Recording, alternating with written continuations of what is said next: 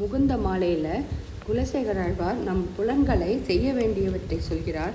ஜிஹ்வே கீர்த்தய கேசவம் முரரிபும் சேதோ பஜ ஸ்ரீதரம் பாணித்வந்த சமச்சயாச்சுதகதாக ஸ்ரோத்ரத்வயத்வம் ஸ்ருணு கிருஷ்ணம் லோகய லோச்சனத்வய ஹரே கச்ராங்கிரியுக்மாலயம் ஜிக்ரக்ரான முகுந்த பாத துளசி மூர்த்தன்னமாதோட்சஜம்.